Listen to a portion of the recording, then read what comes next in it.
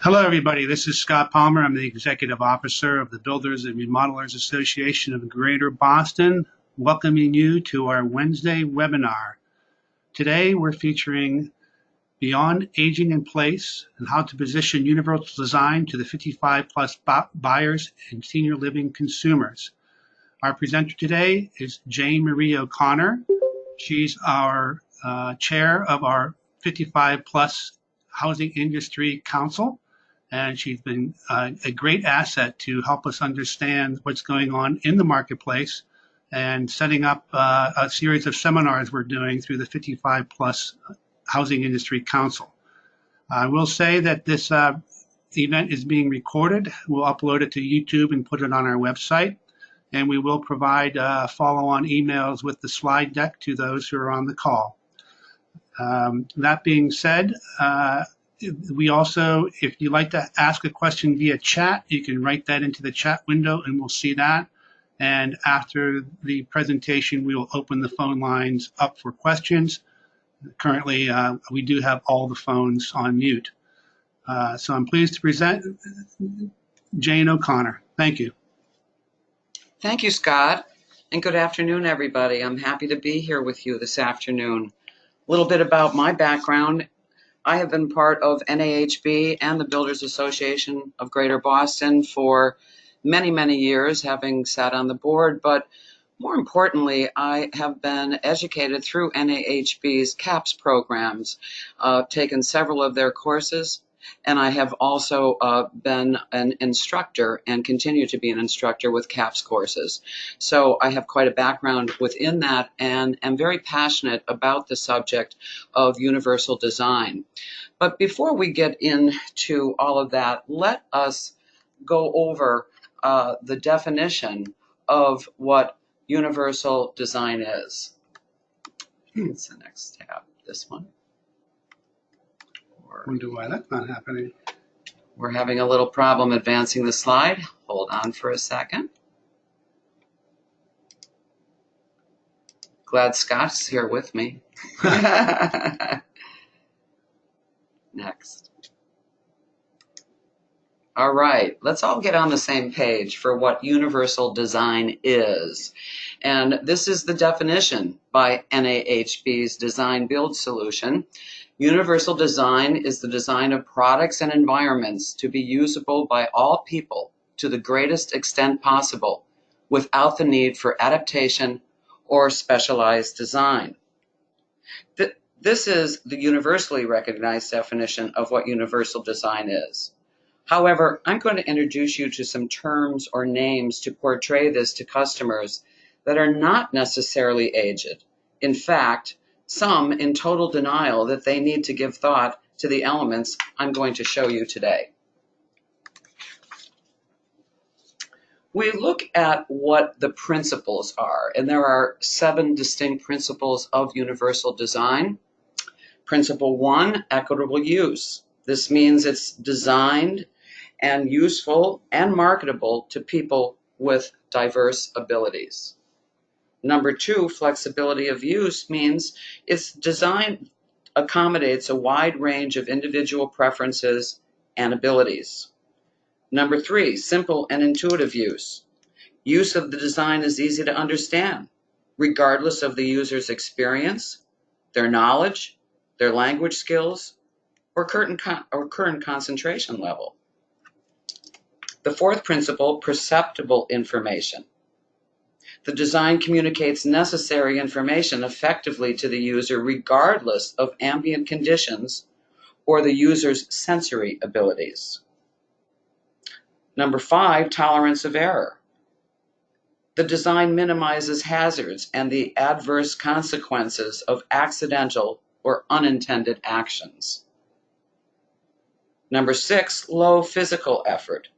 The design can be used efficiently and comfortably and with a minimum of fatigue. And finally, principle number 7, size and space for approach and use.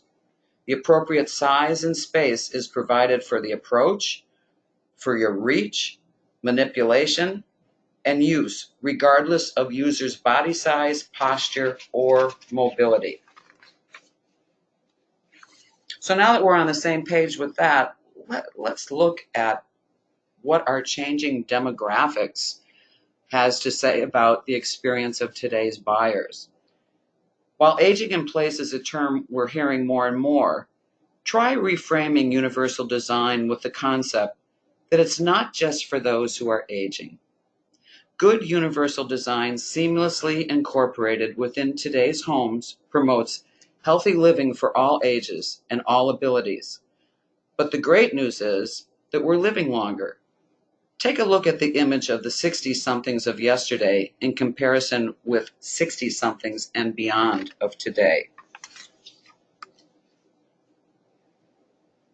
Referring to the application of space, space is dear in new homes. The square foot ranges can vary, but the fact is that most who choose to start a new adventure in life think about making life a bit simpler, with less focus in maintenance and upkeep, and right-sizing their lifestyle in home size as well as in their preference for single-level living, that is, the avoidance of steps. So when we reframe the concept of universal design in these spaces, we consider what the homeowner wants. Open space means giving consideration to removing typical barriers like doorways, long hallways, and wasted space.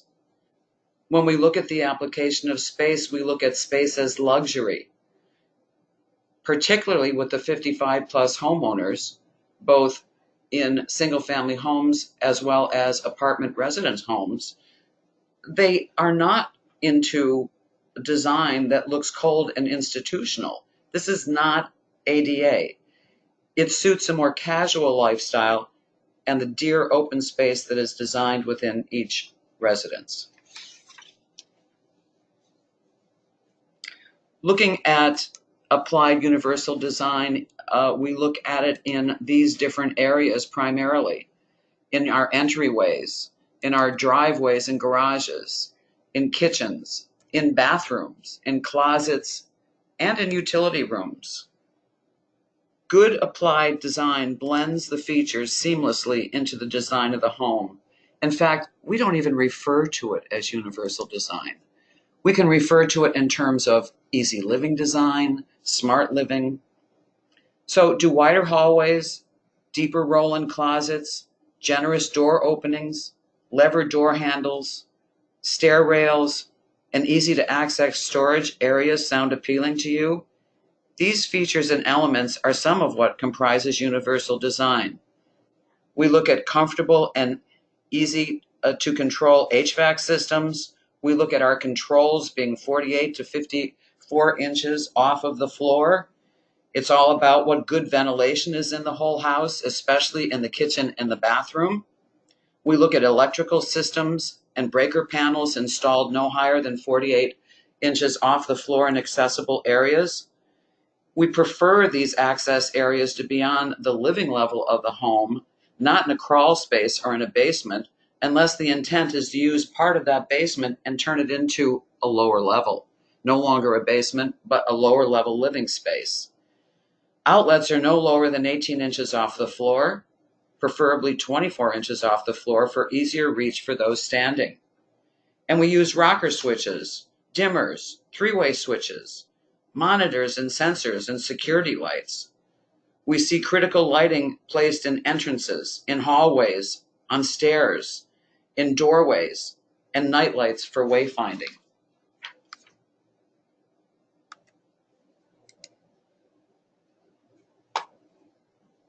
Having a little hiccup and trying to advance the slide. There we go. These are a couple of examples of nighttime wayfinding, and there's a myriad of choices now available. They're not so bright as to fully wake you on those midnight treks to the bathroom, yet help you safely guide yourself to where you're going. When we're thinking about universal design, we look at the driveways, we look at garages, and we look at other access areas of the home. Drives should have a standard minimum of 12 feet. Single garage doors should be 9 feet wide. Doubles should be 18 feet by 9 feet high. And notice the protected entryway, protecting one from the elements. And as you see in the middle picture, This is an example of a zero-step entry into a home. You see the raised garden beds as well, all for easier living. Although this is a shot of a gated new model home village, one of their show homes, you can see the zero-step entry at the door. This developer has committed to doing all of his homes using zero-step entry, and it can be done even in the Northeast. This is a mid-Atlantic home. Notice the covered porch, providing a welcoming porch, encouraging community socialization.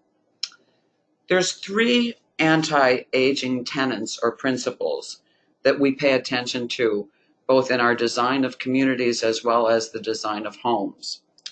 One of them is nutrition, so we put in these delicious, beautiful gourmet show kitchens. The next is exercise or strength training to keep us and our balance perfect, to keep us in good physical shape. And the third, very important, is socializing. It keeps the mind engaged and interacting. We don't often think of socialization as a benefit in aging, but it's a huge part of healthy aging, as studies have shown. Incorporating social gathering spaces encourages strong community building. These include communities with sidewalks and nature trails to promote ease of movement, incorporating ramped transition cuts, inviting front porches, green spaces or pocket parks within the community, clubhouses, and outdoor amenities to keep active and socialized, promoting well-being and longevity.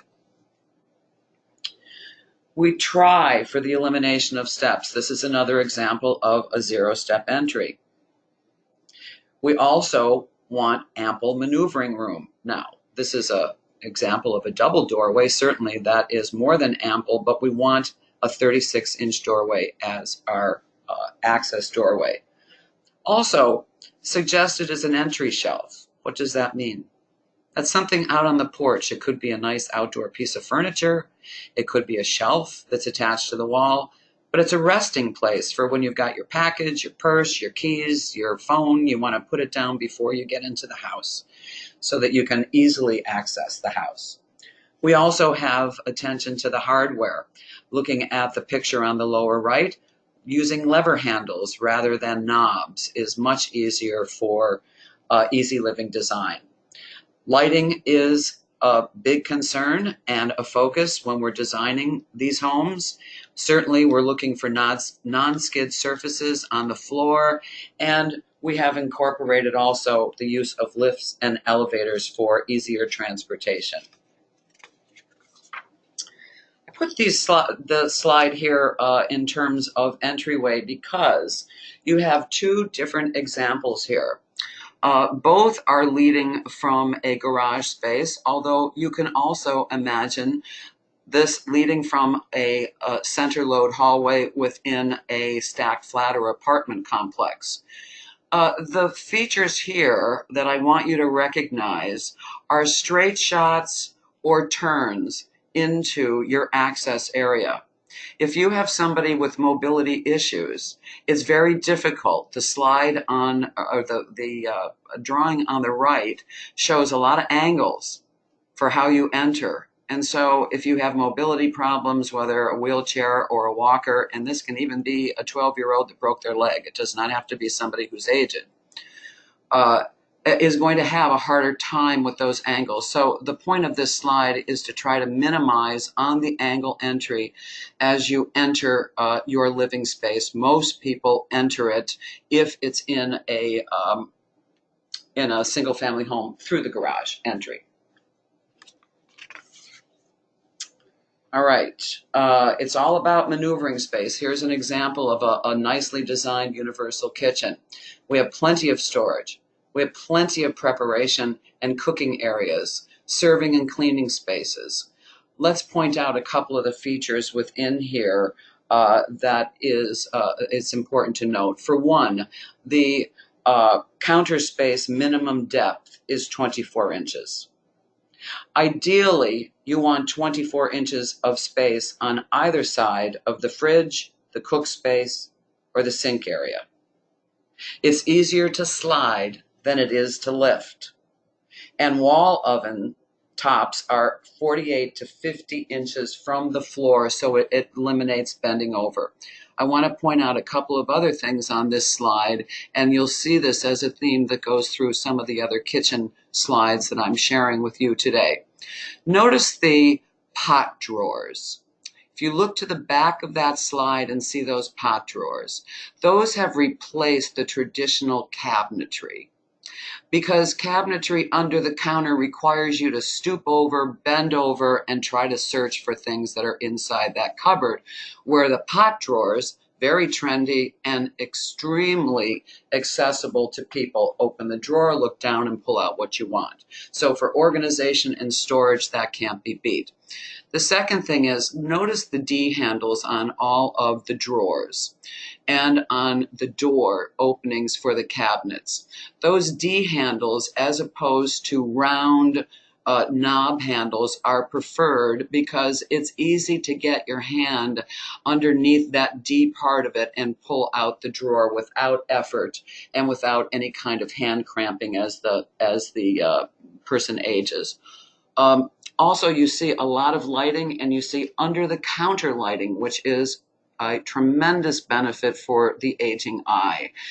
This is not just for aging, though. As I said, this is good design. And if you were to walk into this kitchen and not know that this was specifically designed for universal design, you would look at this and say, this is just good design. And that's what universal design is.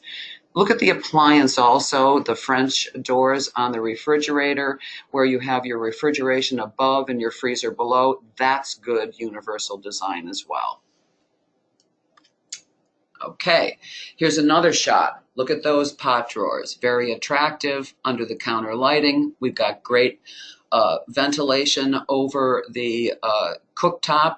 Cooktop controls are on the right side of that. You can't see that, but I know that to be true, instead of on the back, which is what we're looking for. We're not looking to reach over those heat elements. We're looking to have easy access, whether you are standing or whether you may be in a wheelchair.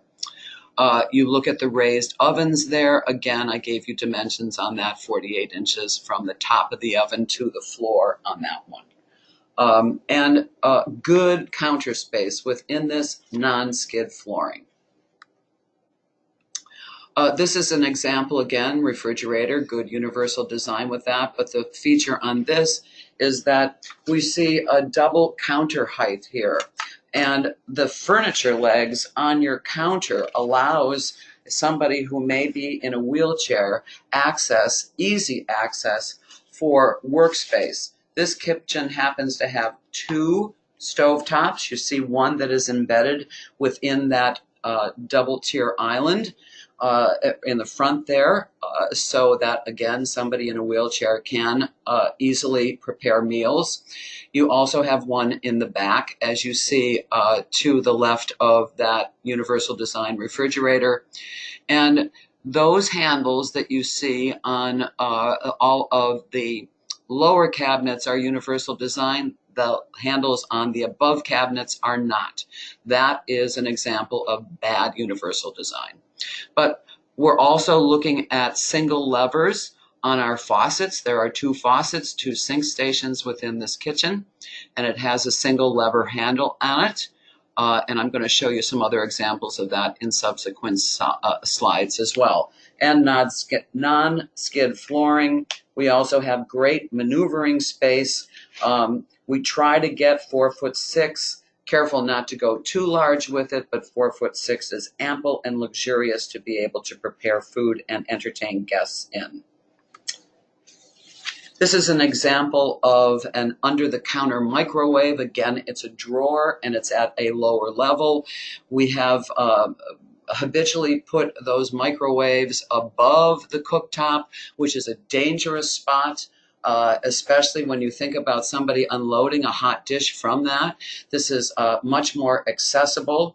I also showed you a couple of other examples in the previous kitchens as to placement of the microwaves that were at a lower level up top. The the cooktop. So this is just another example of what can be incorporated into a remodeling job or into a brand new home.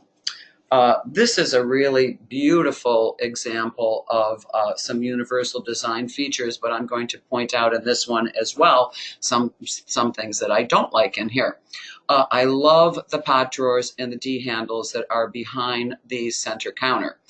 The counter space is ample, the counter space is good and workable, and it opens up into the open living space. We have those handles that are above on the doors that are not good, and we have this microwave placement which is not great. I just talked about that on the previous slide. So we've got a little mix of good and bad design here. And look at those stools. Do you think that it's comfortable in 55 plus model merchandising to have stools that have no arms on them to help people get up? And my advice to you folks who are merchandising homes for new home sales is to give strong consideration to what you are using in terms of your furniture selections for model homes. That's just an aside, but it's really necessary because you have people experiencing these model homes. We want them to experience them. And if they get any hint of a negative, where that counter might be too high because they're off balance when they sit in that stool, that's something that contributes to their decision-making process. And we don't want to put any negatives in their process whatsoever. Next slide. All right, this is another example of a beautiful kitchen, beautiful designer hood vent over the cooktop, single level handle on the faucet.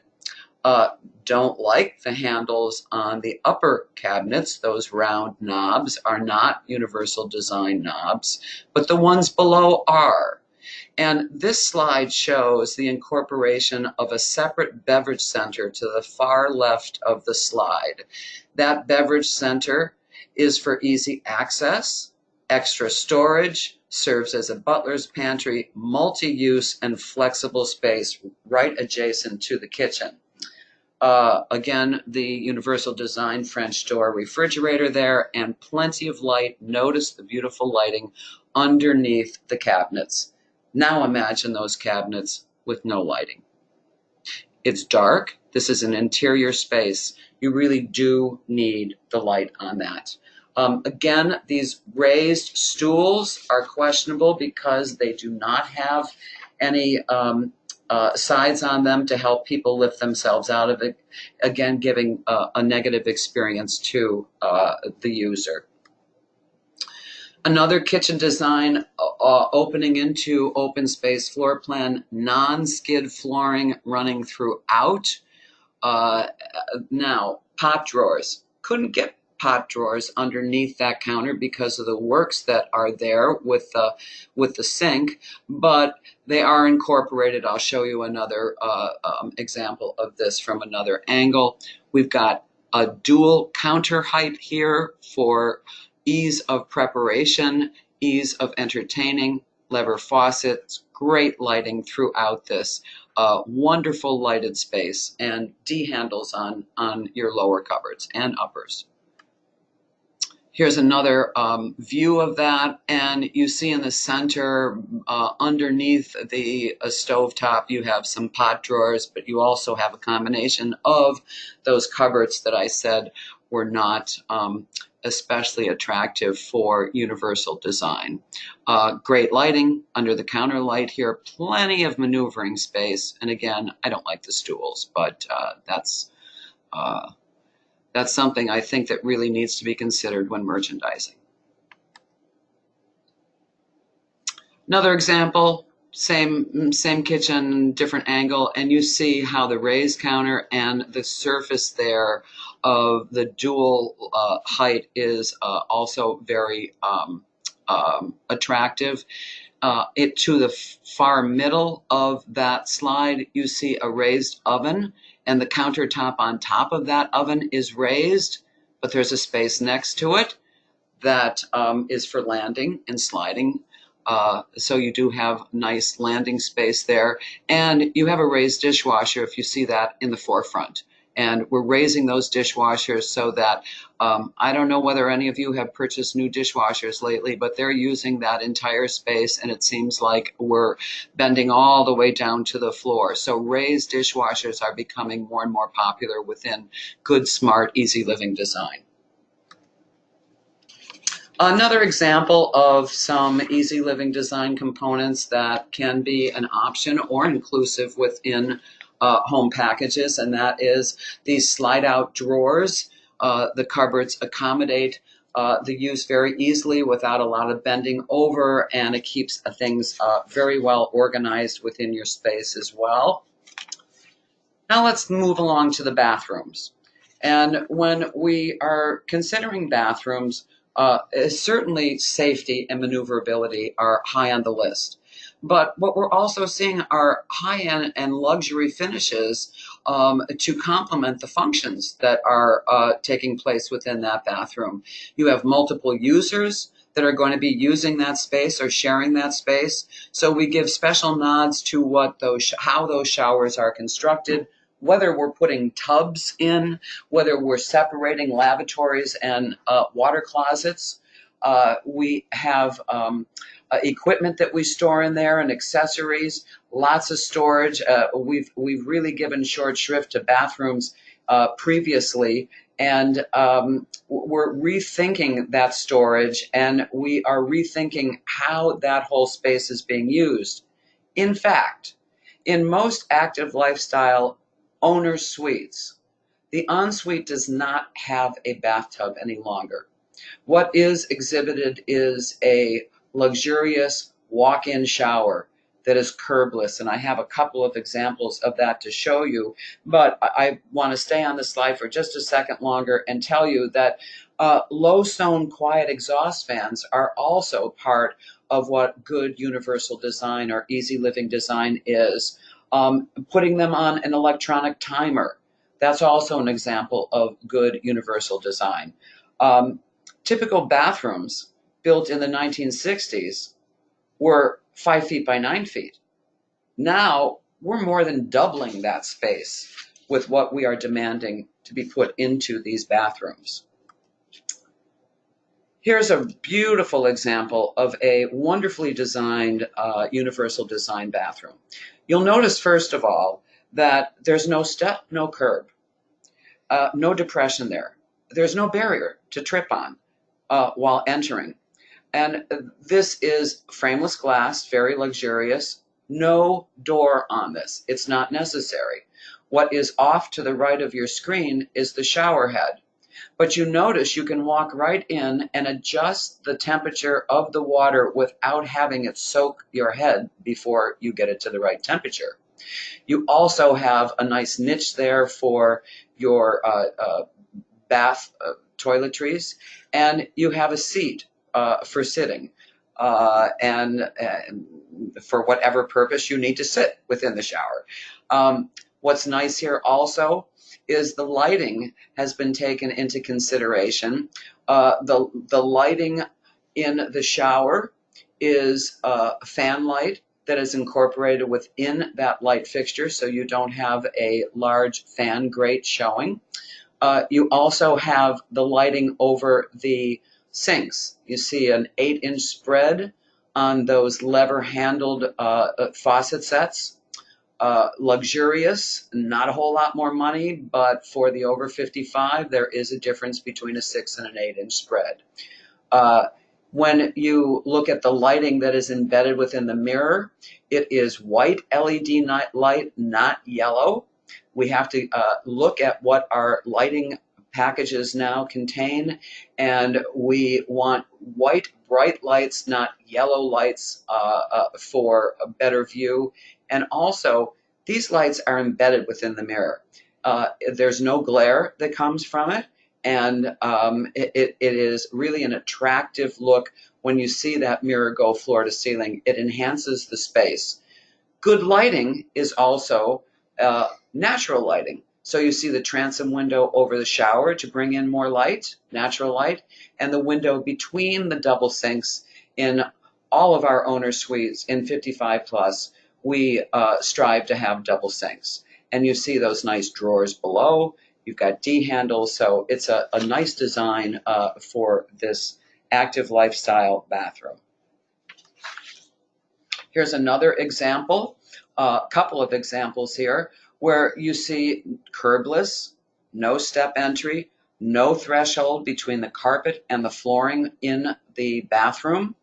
And one criticism that I would have on the major photo on this slide, the largest photo, is that on the left you see that there is a soaking tub there. But there's only about, there's a very small transfer ledge there. That transfer ledge is recommended to be 8 inches or better, and my eye tells me that that's probably about 6 inches. So when you're thinking about putting in soaking tubs, that transfer shelf is something to consider. And again, it can be very luxurious. So, and very appealing, not at all screaming universal design or accessibility. Kohler is coming up with lots of great designs, and they're responding to the criticisms that grab bars look institutional and smack of disability. These designer grab bars have come a long way from what you have seen everywhere, including high-end hotels and resorts. In addition, these act as in a multifunctional capacity as a towel rack, a soap dish holder, or accessory convenience. So we're coming a long way with these grab bars. I want to say something about the grab bars when you are merchandising 55 plus model show homes. And that is, we block for the grab bars. We do not install them in our show homes. All right, let's go on into closets. Keeping clothing and personal items neatly organized and easily accessed with adjustable closet systems that can change or vary in height of its components to organize the most used items within easy reach or access. Notice the drawers with the D handles, as well as the pull-out drawers, easy to use because you can get a good grip to open and close them. I talked about transportation earlier within the home, and we're now looking at home elevators in renovations, as well as vertical housing units like 2 or 3 story condo townhomes, or restored and preserved repurposed sites like old convents or neighborhood elementary and middle schools, or even defunct multi-story malls. These are private elevators, especially attractive in urban lifestyles where you may have an enclosed parking garage sub-ground. They add to the cost, but it is a way for developers and builders to attract a broader market segment than those only able to maneuver steps. We can turn now to the laundry or utility rooms. We're looking for good maneuvering space, a wide access doorway, 36 inches. Certainly a utility or laundry sink is a plus. Shelving and storage is incorporated. The flooring has a tension so that it's non-skid, and the air quality is important. We used to hide these necessities in closets, set into pans to protect from water incidents, or stack them one on top of the other, with some users needing a step stool to access the top machine. Now we rethink that concept. The utility sink is more asked for by 55 plus buyers in laundry areas than you can imagine. This is also used as a multi-use or a flex space. Think of hobbies, think of those extra things that you like to do, or wrapping gifts, or something that takes place outside of the main living area. And again, this non-skid flooring is very important because it can be a wet space as well. This is a really delicious laundry area on the left, and this room also incorporates that sweet little pet station next to it. No bending over. In 55 plus communities, And as people age, their pets become very, very important to them. They seem to be on the smaller size, and they're used to being groomed or bathed. And this is a lovely addition to a laundry space that allows that to happen for your little favorite Poochie. Notice the D handles, notice plenty of storage, but also notice natural light coming into the room and those raised machines that are there so that you're not bending over into those front loaders. Here's a couple of other examples, a few more simple, functional, beautiful design, and their quality, easy living design components.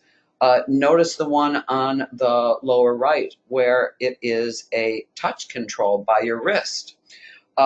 We even see lighting on some of these to warn people with sensory challenges that the water may be cold or the water may be hot. If it's red, it's hot. If it's blue, it's cold, or in between. So again, those people with sensory problems, it's a safety feature.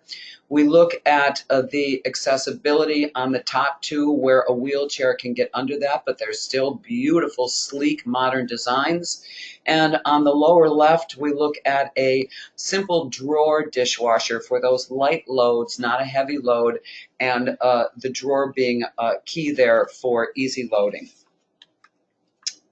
Now I want to share with you just a couple more slides when we're talking about getting into welcome centers within communities. And this is a newly opened welcome center I had the pleasure of working on. And I'm going to point out some of these universal design features to you within this space. Number one, there are no steps leading into this space as a public space, but there are no steps within the building. Remember, I talked about those chairs that had no side panels on them to help people get out. Well, these chairs do, and they're very designer in quality and lovely within the space. We see touch screens here as well, and those touch screens are in 3 different positions. You see the one in the center, those are for people who want to walk up to it, stand there, and play with that touch screen. We have the touch screen that you cannot see on the reverse wall of that one, but you do see a table with chairs there at chair height, 18 inches off the floor, for those people who do not prefer sitting in the higher chairs that are over on the left of your screen with the side of the touch panel screen visible to you. So we have purposely put in 3 different levels within this space. We have open office spaces, plenty of light. This space is very cheery, high ceilings, lots of light, and lots of maneuverability space with all the sales offices surrounding this space. And one more slide to give you a view of that same space. And you see that there is an exhibition kitchen that is cut off to the right of the screen. It is a functioning kitchen for entertainment within that space. And you can see as you go to the rear of that counter that it is a double counter space there, meaning that you've got accessibility as well as a higher counter. Those are higher stools in one area, smaller stools in the next to accommodate that. Plenty of light. So incorporating it into your spaces, both in the public spaces as well as into these seamless design in your homes or in your remodeling, is really key to keeping universal design front forward. For you remodelers, the same goes. This is all about those delicious spaces that you can create for your customers to give them ease of use and longevity and independence within their home for years to come. And thank you so much for joining us. We'll be able to take questions at this point if there are any questions. Jane, thank you very much. That's excellent. I'm going to unmute the phones, and if anybody has a particular question, please feel free to ask that as soon as I figure out how do we do that. Oh, there we go. The phones are open. Any questions, please?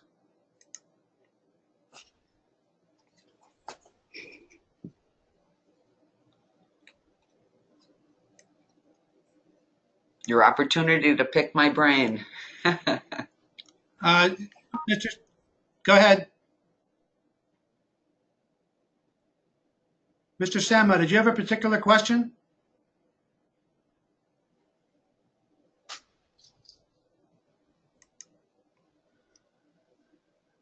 Well, I'm taking that universal quietness for either you have no particular questions now or you can unmute your own phone. So without anything further, we're going to conclude our meeting today. Again, we will post this meeting and we'll have some follow-up for you. Certainly feel free to pose your questions directly to Jane. And again, I thank you all for joining BRAGB today in our Wednesday webinar. Thank you all very much. Thank you.